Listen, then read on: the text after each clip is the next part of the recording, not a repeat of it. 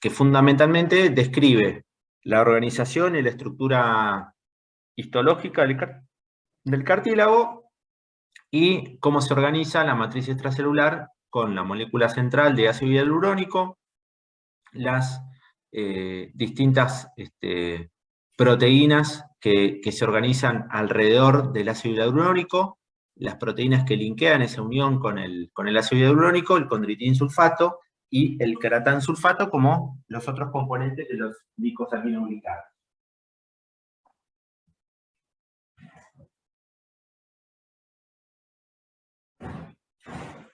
Bien.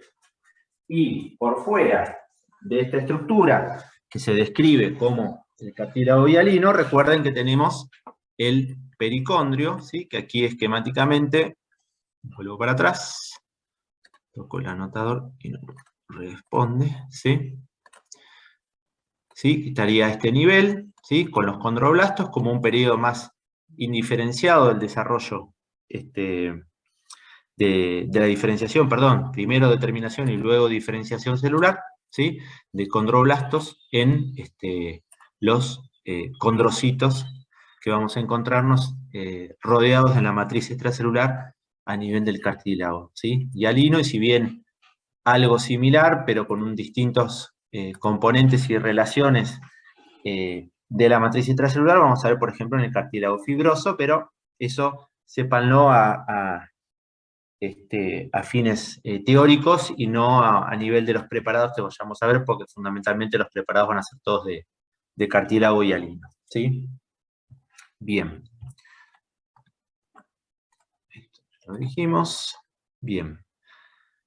Y esto también. Muy bien. Acá fundamentalmente es una foto de un preparado histológico obtenido con la técnica tradicional de hematoxilina y eosina, ¿sí?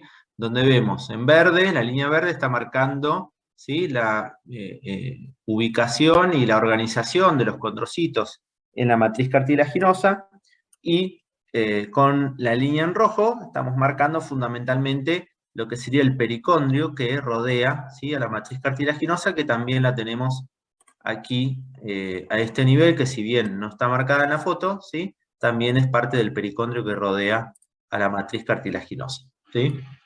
Muy bien. Bien.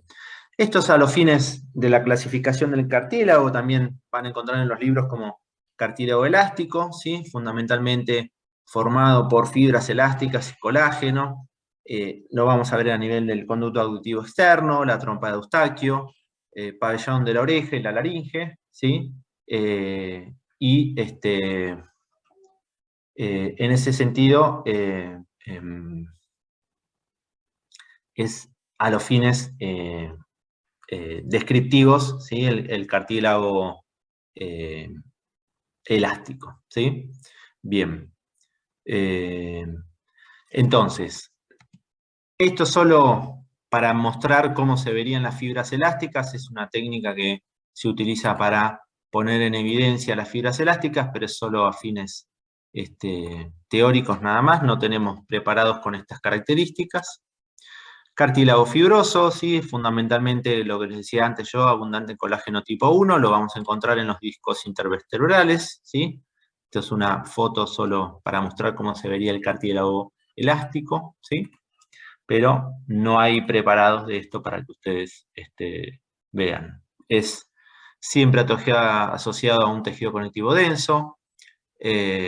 Vamos a ver también pilas de condrocitos que forman hileras y tiene una matriz muy acidófila en relación o en diferencia a cómo se vería la matriz de un cartílago hialino, ¿sí? Vamos a ver cartílago hialino, próximos preparados. Sí, fundamentalmente eso, incluso que tenemos preparados de tráquea y de bronquio fuente, ¿sí?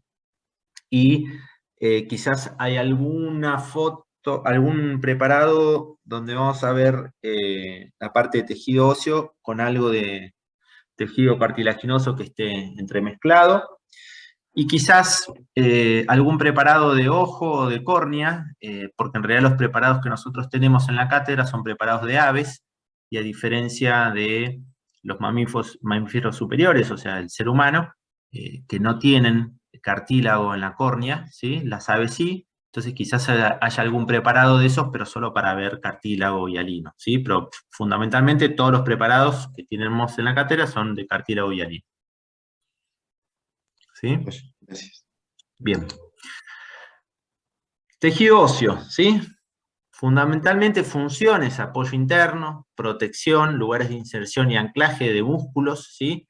Y fundamentalmente otra de las funciones que protege y envuelve o genera un ambiente favorable para favorecer el desarrollo de los elementos formadores de la sangre, como sería a nivel de la médula ósea, ¿sí? Como les decía, permite la inserción de músculos y tendones, protege los órganos, por ejemplo, a nivel de la calota del cerebro o los órganos del tórax, ¿sí? Es fundamental en la regulación del metabolismo del calcio, ¿sí? Participa en la regulación del metabolismo del calcio. El hueso compacto, ahora vamos a ver la diferencia entre hueso compacto y esponjoso. El hueso compacto está formado fundamentalmente por matriz ósea, que se va como organizando y depositando en capas o láminas, ¿sí? Y existen distintas lagunas intersticiales donde se encuentran los osteocitos, ¿sí? Que son uno de los subtipos celulares que vamos a encontrar a nivel del hueso, y de cada laguna intersticial parten distintos conductos o canalículos que van penetrando en las laminillas que se van acumulando en capas, que se van conformando la matriz ósea, y esos conductos se van como anastomosando entre todos y van formando como una gran red o un trabeculado, que eso, por un lado, facilita el intercambio de metabolitos entre las células y el espacio perivascular, pero a su vez también eso le da rigidez y elasticidad a todo ese trabeculado, ¿sí? Si eso no estuviese organizado de esa manera, sería muy débil y muy frágil el hueso una vez que está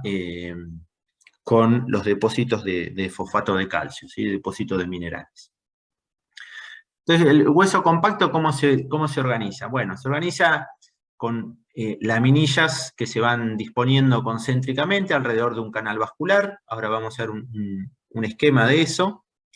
Esos son los sistemas haversianos, que están comunicados entre sí por canales de Volkmann, ¿sí? Esos serían las descripciones con nombres específicos.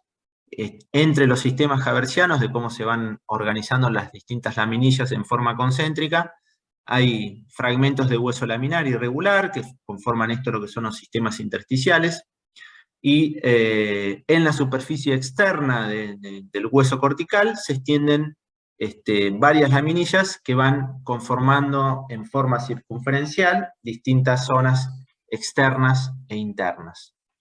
Y el hueso esponjoso se organiza en laminillas, pero las trabéculas son más delgadas en relación al hueso compacto y no contienen vasos en su interior, y las células se nutren por difusión a través de los canalículos que interconectan las lagunas intersticiales y que llegan fundamentalmente hasta la superficie del hueso, ¿sí? Entonces acá vemos básicamente la composición del hueso compacto, cómo está organizado con los canales haversianos, ¿sí? Estos que vemos aquí, se lo veo chueco, ¿sí? Estos canales que tenemos acá, haversianos, ¿sí? Y estos son los canales de Volkmann que comunican los distintos canales haversianos entre sí. Y acá vemos cómo se organiza el hueso en distintas trabéculas, ¿sí? Esto de aquí arriba tenemos lo que es el hueso compacto, y aquí vemos cómo se organiza lo que es el hueso esponjoso, ¿sí? La forma de organización concéntrica de las laminillas, ¿sí? Que se van organizando, y toda esta matriz ósea, ¿sí? Va a ir mineralizándose, y eso es lo que va a ir generando el depósito de calcio a nivel de la matriz ósea, ¿sí? Bien. Siempre los canales de Haversianos van a ir en el sentido de las laminillas y los de Volkmann transversal a las laminillas. Transversales, exacto. Transversales u oblicuos y conectan distintos canales haversianos entre sí. Exacto. Eso se va a dar siempre en todos los huesos. Ujú. Bien. Fundamentalmente estamos hablando de una organización a nivel de lo que es el hueso compacto, ¿no? En el hueso esponjoso tenés una organización donde esa estructura de canales haversianos y conductos y canales de Volkmann no se respeta tanto, ¿sí? Se forman estas trabéculas que ves aquí la diferencia entre uno y otro.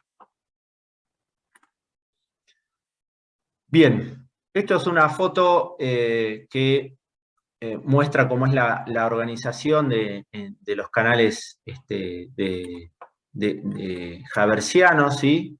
Y cómo se van ubicando los distintos osteocitos en la matriz, pero más gráfica y más esquemática para ver es la foto que está al lado, ¿sí? Donde vemos una ubicación más periférica a este nivel de un grupo de células, que ahora vamos a hablar un poquito de esto, ¿sí? Por debajo todo lo que sería la matriz osteoide, ¿sí? Toda la matriz osteoide, y otro subtipo de células que son osteocitos, ¿sí? Y que esta organización que vemos acá arriba, ¿sí? Remeda a uno de los tejidos que ustedes ya vieron. ¿Qué les parece que podría ser eso? ¿A qué les hace acordar esto que vemos acá donde están los osteoblastos? Esta organización. ¿Qué parece esto? Tejido epitelial. Parece un epitelio, ¿no? ¿Y qué tipo de epitelio?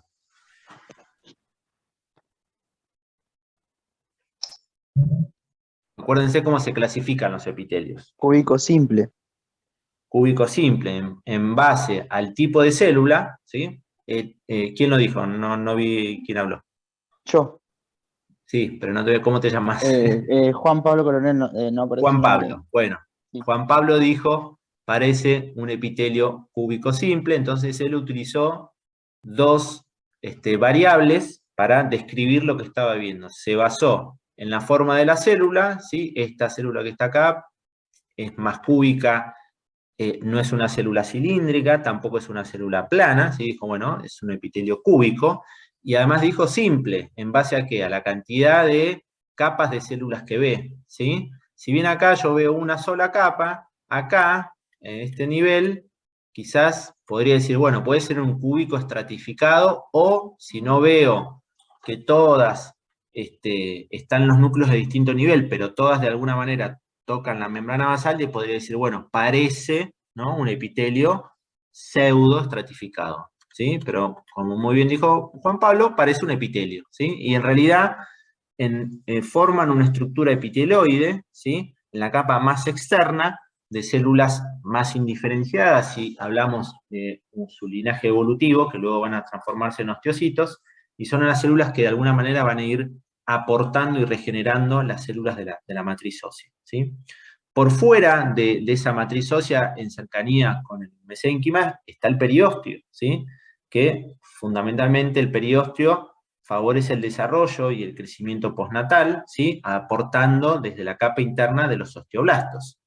En el adulto, son células que están en reposo a ese nivel, y que se activan en la regeneración de hueso por distintas lesiones, y son los responsables de lo que después, en la evolución de una placa, ¿sí? Si alguno se fractura alguna vez, lo que mira el traumatólogo es si se formó lo que se denomina el famoso callo óseo, ¿sí? Que es fundamentalmente el lugar donde el hueso se rompe y estas células se activan, comienzan a sintetizar una nueva matriz osteoide y va a ir de alguna manera sellando esa fractura con ese famoso callo óseo que mencionaba recién. La capa externa del periósteo es fundamentalmente tejido conectivo denso, tiene pocas células, ¿sí? Los vasos penetran y fijan el periósteo al hueso, y tiene muchas fibras colágenas que penetran las laminillas externas, ¿sí? Penetran las laminillas externas de la matriz osteoide, y eso favorece un anclaje muy importante, muy firme del periósteo al hueso, ¿sí? Y el periósteo, ¿sí?, es una estructura que está muy inervada y muy vascularizada, y es el responsable de del gran dolor que se siente cuando se produce una fractura porque hay ruptura del periósteo, ¿sí? Entonces es a consecuencia de que es una estructura muy inervada, ¿sí? Muy sensible. El endostio es una estructura muy similar al periósteo porque se encuentra en la cara interna del hueso, en íntimo contacto con la médula ósea, ¿sí? Fundamentalmente es una capa única de células, hay escasa cantidad de fibras, ¿sí? Y es la capa más periférica del estroma de la médula ósea, está en íntimo contacto con la médula ósea.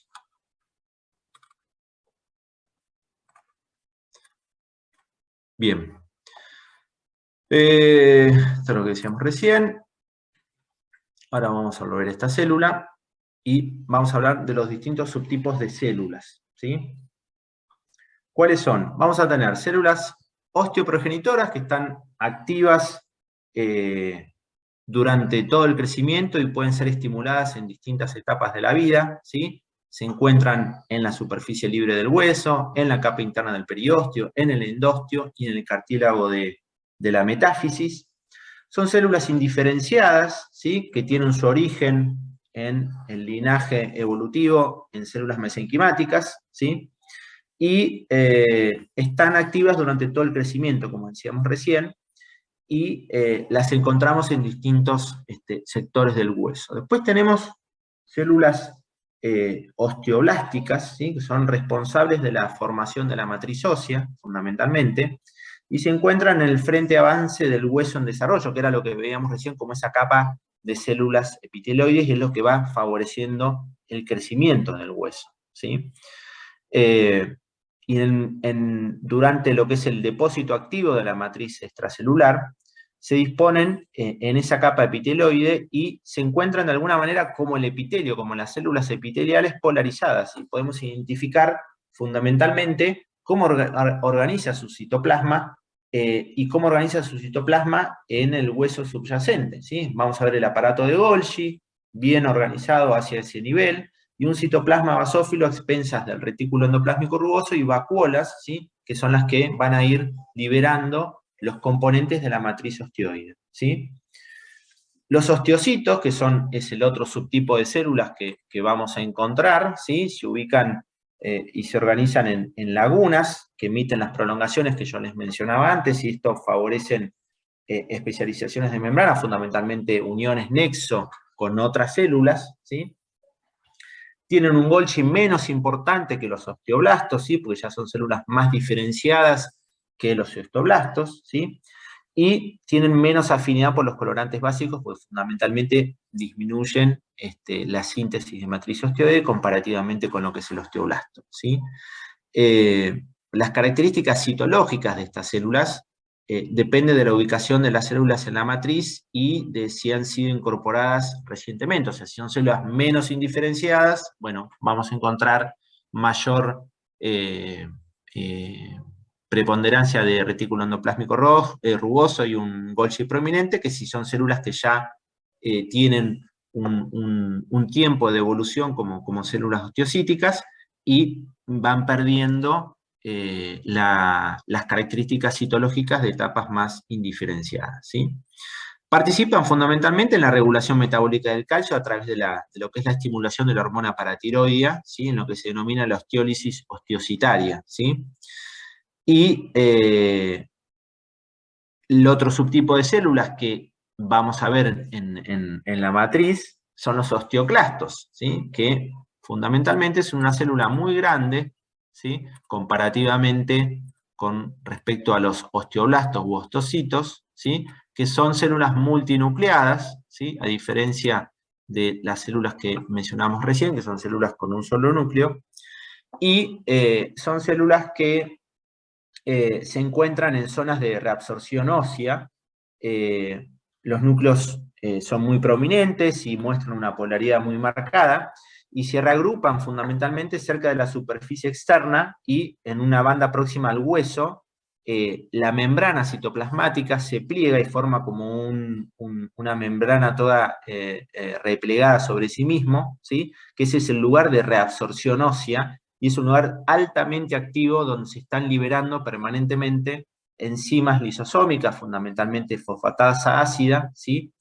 y gran cantidad de vacuolas, que eso es lo que va permitiendo la reabsorción ósea y cómo se moviliza el calcio bajo el estímulo de la paratormona, que fundamentalmente lo que hace es liberación de calcio y fosfato, de hidroxiprolina y hidrolasas, que son enzimas ácidas lisosómicas. La paratormona permite la despolarización de la membrana y aumenta la síntesis de ARN. Y la calcitonina, por el contrario, polariza la membrana y desaparece ese borde plegado que les mencionaba recién en la superficie ósea y disminuye lo que es la reabsorción de calcio, ¿sí? La resorción ósea, y fundamentalmente lo que hace es inhibirla. Entonces la paratormona estimula la movilización de calcio y la calcitonina la inhibe, ¿sí? Y fundamentalmente está involucrado esta célula que veíamos recién como una célula muy grande, multinucleada, comparativamente con respecto a lo que es el osteocisto o el osteoblasto, ¿sí? Profe, estaría Sí. como ¿cómo se llama? En el endostio, por ahí, o sea, cerca de la membrana, había dicho. Los osteoblastos, Sí. sí, y están más cerca también de la superficie externa del hueso, en los lugares donde se va produciendo la reabsorción ósea, ¿sí? Ah, Bien. Si hablamos lo que es la histogénesis del hueso, tenemos dos tipos de osificaciones, ¿sí? La intramembranosa y la endocondral, ¿sí? Pero en esencia es lo mismo, ¿sí? O sea, el hueso se deposita como una red de trabéculas, que es la red esponjosa primaria, y cuando se van rellenando los distintos intersticios que quedan en esa red, entre las trabéculas, se va formando lo que es el hueso compacto, ¿sí? La osificación intramembranosa propiamente dicha es cuando la formación de hueso tiene lugar en el tejido conectivo primitivo. ¿Y esto ocurre en dónde? En los huesos planos, ¿sí? Y el primer indicio de esto es, aparecen unas bandas eosinófilas de matriz ósea, ¿sí? Que van repitiendo el sistema ramificado y trabeculado de los vasos sanguíneos. Es como que estas bandas de matriz ósea son como una imagen especular de cómo se van ramificando y subdividiendo el sistema vascular en las etapas del desarrollo embrionario, ¿sí? Con las primeras bandas de matriz ósea, que son bien eosinófilas, las células se van haciendo cada vez más grandes, se agrupan y adquieren una forma más cuboidea y se entrelazan en las distintas prolongaciones y forman como ese cordón epitelioide de osteoblastos. Y a su vez, estas células osteoblásticas, van depositando más matriz ósea y van aumentando las trabéculas, ¿sí? Entonces, inicialmente este hueso en formación se denomina reticular, porque es como que van formando una gran red y cómo se van ubicando las distintas fibras colágenas con una distribución de los osteocitos al azar, a diferencia de lo que ocurre con el hueso laminar, que tiene una organización como mucho más específica. A medida que se sintetiza y se genera la matriz ósea, las trabéculas se engruesan, se van ubicando por aposición y las células quedan embebidas en esa matriz ósea y fundamentalmente en el momento que va ocurriendo eso y que se pierde en algunos sectores esa organización, por el mismo crecimiento, ¿no? Y por la síntesis de mayor matriz ósea, se pierde esa organización epiteloide de los osteoblastos y se diferencian esas células en osteocitos que a su vez mantienen sus prolongaciones con los osteoblastos para mantener esa comunicación y esa interrelación, ¿sí? La osificación endocondral fundamentalmente ocurre en el desarrollo embrionario, ¿sí? Y fundamentalmente ocurre sobre cartílago. Lo que hablábamos recién ocurre sobre tejido conectivo primitivo y la osificación endocondral ocurre sobre el tejido cartilaginoso. Por ejemplo, en la base del cráneo, la columna vertebral, a nivel de la pelvis o a nivel de las extremidades, ¿sí? Y esto profe, se realiza, sí. una pregunta, lo que llamabas como trabéculos, creo, ¿pueden ser que sean los osteonas? No. ¿Los qué? O Ostionas. sea, ¿se les puede decir osteonas o no? Nada que ver. Sí, es la organización, ¿sí? De cómo se organiza en ese sentido el hueso compacto, ¿sí? En las distintas trabéculas y cómo están organizadas las trabéculas con laminillas concéntricas y esa organización que veíamos antes. Ay. Entonces, dijimos, la osificación intramembranosa ocurre sobre tejido conectivo primitivo, ¿sí? Y la osificación endocondral sobre cartílago, ¿sí? Y esto básicamente tiene más que ver con la reabsorción del cartílago que con la producción de hueso, ¿sí? O sea, el cartílago se va resorbiendo y se va modificando la matriz cartilaginosa en una matriz ósea. La primer señal es la formación de un centro de osificación, que es el agrandamiento de los condrocitos, que se hipertrofian, aumenta la síntesis de glucógeno, vemos un citoplasma vacuolado, se ensanchan sus lagunas, ¿sí? Fundamentalmente a raíz del depósito de la matriz, y se van depositando cristales de fosfato cálcico. O sea, lo que va sucediendo es que esa matriz cartilaginosa se va a ir osificando, ¿sí? Profe, Sí. perdón, otra pregunta. En el chat están preguntando si las trabéculas son del tejido esponjoso. Sí. Veamos esto. Ok. Fíjense esta organización. ¿Sí? Hueso compacto, ¿sí? Perdón. A ver. Acá. Esta es la organización del hueso compacto, ¿sí? Y esta es la organización en trabéculas, ¿sí? Del hueso esponjoso, ¿sí? Pero eso es cómo se organiza. Lo que veíamos recién es cómo se va fundamentalmente formando una matriz ostioide sobre tejido conectivo, que no tiene que ver con respecto a la organización en sí misma, ¿sí? Es cómo se va osificando el tejido conectivo, ¿sí? En la osificación intramembranosa. Ok, gracias. Perdón, pero cuando comparto pantalla a veces no me muestra que alguien está poniendo algo en el chat, ¿sí? Así que cuando vean algo en el chat, me interrumpen y me avisan. Bien, entonces, decíamos, la osificación endocondral, a medida que la matriz cartilaginosa se van depositando cristales de fosfato cálcico, se producen cambios regresivos en las células con la degeneración y muerte de las mismas, ¿sí? Al mismo tiempo, se activan las capacidades osteogénicas del pericondrio que rodea esta matriz cartilaginosa y se va depositando una delgada capa de hueso, ¿sí? Que es la banda perióstica en la porción media del tallo óseo, ¿sí? Y los vasos de esta capa van invadiendo la diáfisis hacia las lagunas de condrocitos, ¿sí? Estos vasos, fundamentalmente a medida que se van metiendo, ¿sí?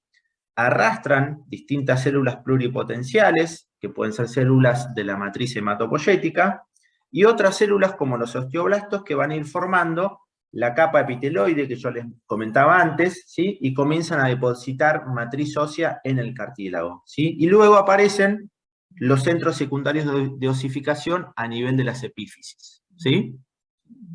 Que sería esto, ¿sí?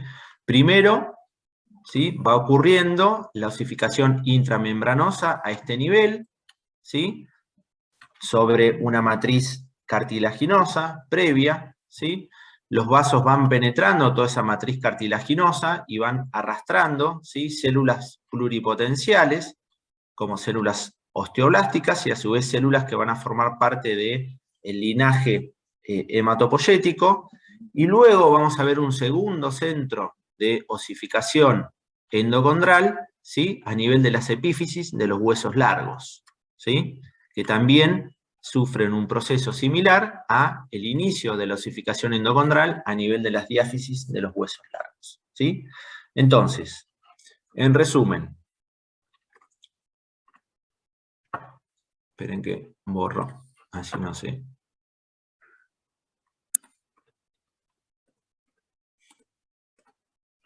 Aquí vemos, ¿sí? La osificación intramembranosa, ¿sí? A la izquierda, en la foto de la izquierda, ¿sí?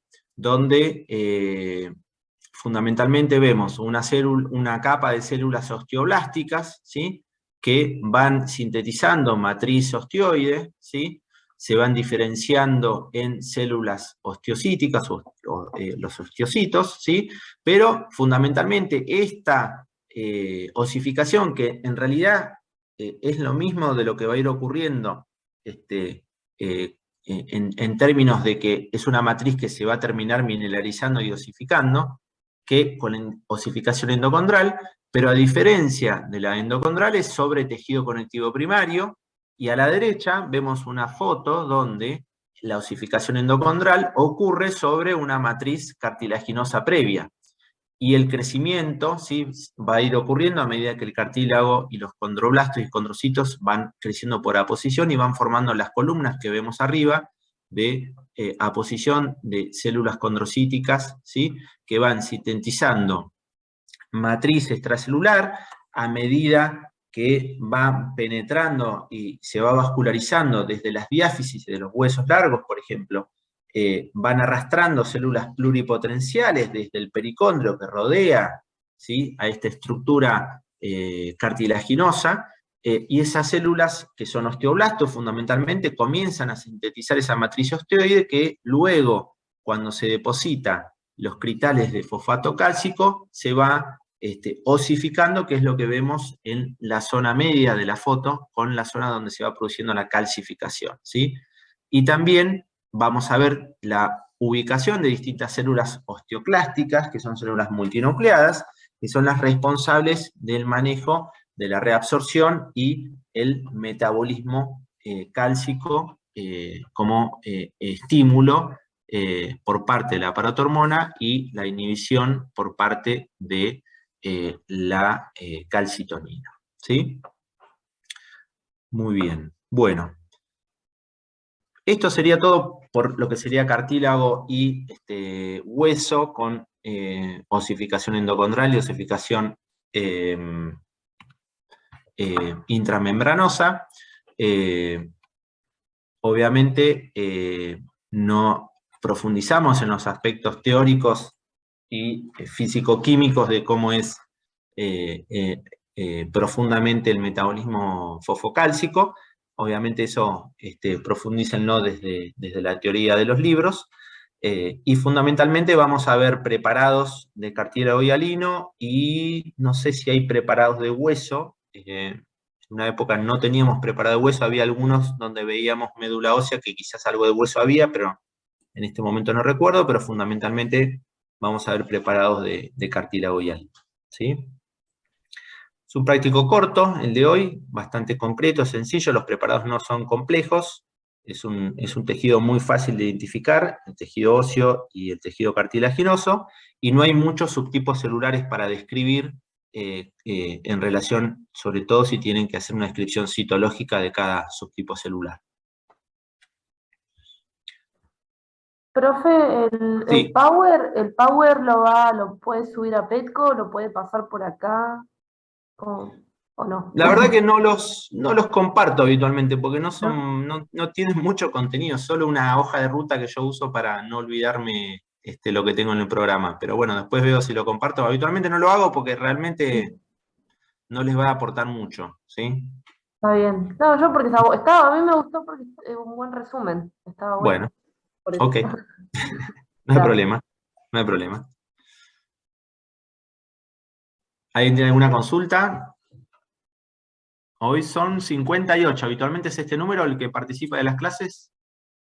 No tomamos asistencia así puntualmente uno por uno porque tardamos un montón, pero después bajamos un reporte desde Zoom, ¿sí? Y en función de quiénes se loguearon a la clase, son los que van a tener presente, ¿sí? Si hay alguno que esté compartiendo la computadora, avise por favor, porque si no va a figurar uno solo. O pongan cuando ingresan, que en el nombre pongan los dos nombres. Profe, una consulta. A Sí. mí se me salió, se me apagó la compu y tuve que entrar del celu. Por eso no hay problema, ¿no? Con la asistencia. No. ¿Quién habla? ¿Alen? Sí, Alen. Sí, no, va a figurar que estás logueada, eso no hay ningún problema. Todo el que se logueó Bueno. y permanece en la clase, va a tener su presente. Gracias, profe. Bueno, habitualmente empiezan a las 6, ¿no? La mayoría de ustedes hace taller. Sí, profe. Ok, bien. Bueno, el 22, me olvidé decirles esto. El 22 es el primer práctico presencial que vamos a tener. Chequé en Petco, porque ahí se dividieron grupos porque no vamos a entrar todos en el aula, y cada grupo, si mal no recuerdo, creo que está dividido entre 20 y 25 personas, y cada grupo va a tener 50 minutos para haber preparados en la facultad, ¿sí? Así que la próxima clase que nos encontramos va a ser la primera presencial después de 2 años de pandemia. Imagino que están todos vacunados, ¿no? Con 2 dosis y refuerzo. Sí. Sí. Sí, sí. 2 dosis. Refuerzo toca ahora en abril. 2 dosis, refuerzo toca en abril. Bueno, Los dos, sí, sí. Yo tengo Bueno. 3. Tengo 3. bueno. Si pasaron 4 meses ya se pueden vacunar.